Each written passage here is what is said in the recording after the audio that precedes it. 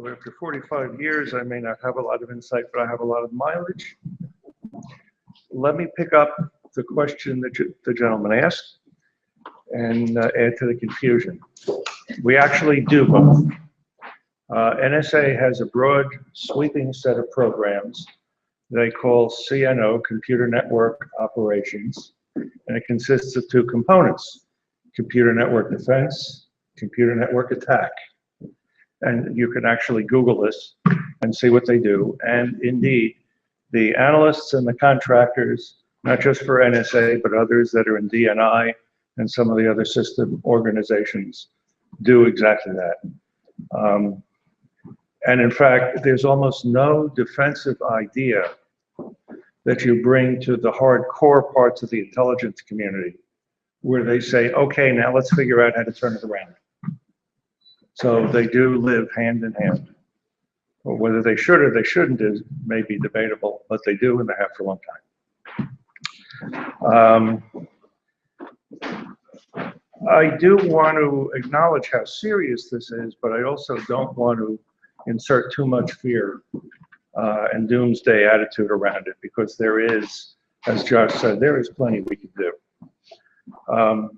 But the first thing that we need to do, and maybe you can think about this, Governor, for next year, is the person that's missing from the crowd is a behavioral scientist, because, and as Josh mentioned, 80 to 85% of all the cyber problems that happen can be handled with good cyber hygiene that everybody knows how to do.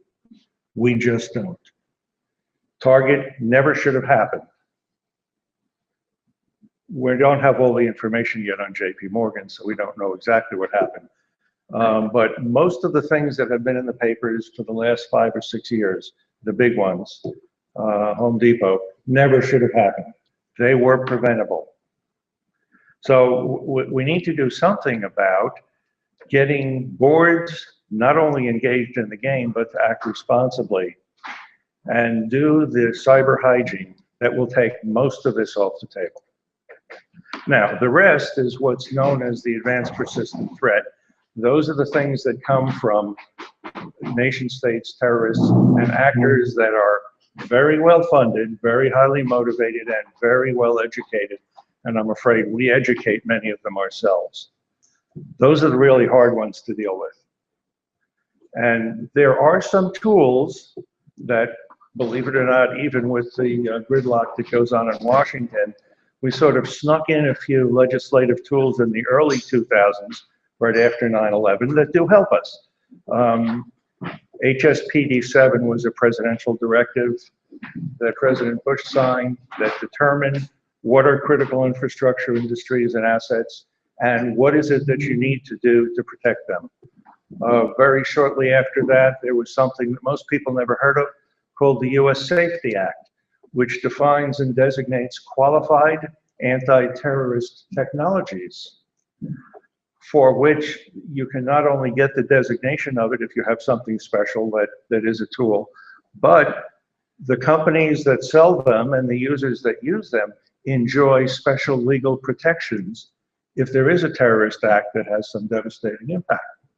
So we are doing some things, there are some tools, but we still have this 20% of the APT, the advanced persistent threat.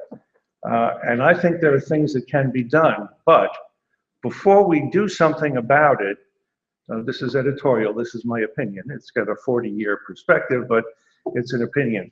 Most of the cyber stuff that's gone on for 40 years, the resources that were allocated, the funds that were allocated on the basis of fear and anecdote, not specific analysis of what is the exposure and how do you fix it, right? Lord Kelvin told us to measure is to know, and we have yet to develop a good process to really measure the impact of cyber incidents in terms that are very meaningful.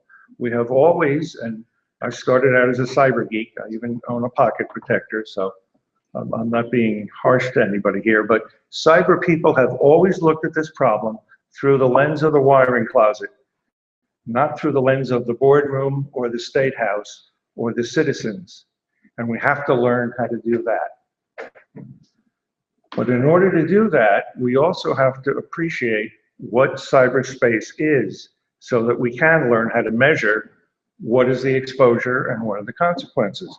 And cyberspace isn't what most people think it is. It's not about computers and bits and bytes anymore. In fact, it's about this silly little thing has 17 radios and sensors in it. It's not just computers. It's not just wires, because everything is wireless. The cyber that we talk about now, 20 years ago, was sort of on the side of the business or the operation, supporting it. It's now baked into it. It's not on the side of it, it's part of it. The whole thing together is what engineers call a complex adaptive system. And now with wireless, it's become even more complex. And pretty soon with the thing that we've seen called the Internet of Things, it will become still more complex. It is a system problem, it's not a cyber problem. The cyber geeks, like I once was, I also did system engineering work, so I can straddle both sides. It's not about what cyber geeks can fix. It's what system engineers need to look at first. Fortunately, there's a new technology in town that knows how to analyze these complex adaptive systems. And it was brought to us 75 years ago by Bell Labs during and right after the war. They actually provided a mathematical structure for analyzing complex systems just like this. And they provided other things called failure modes and effects analysis, where they could take a weapon system that had 500,000 parts in it and predict the mean time to failure down to the minute. That was pretty good back then. Imagine if we brought that approach to looking at a complex system, brought that forward to look at the complex cyber world we have. We could start to get our arms around measuring the impact of a cyber incident. And when we measure it, we know more about how to deal with it. And how should we measure it? Let's go to HSPD 7. What that presidential directive said is that let's look at the impact on critical infrastructure in terms of its financial, public safety, and public confidence impacts. Well, those are the very things we should be measuring now when we look at a cyber problem and say, what are those impacts? What is the value of those impacts? And use that value to drive the policies that we develop to protect our critical infrastructure and our citizens. So what I'm sort of suggesting is let's turn this thing upside down and say it's not a computer problem. It's a complex system problem, and it's a measurement problem from the boardroom and the State House perspective, not from the wiring closet perspective. And if we do that, we could measure. And if we can measure, we could know.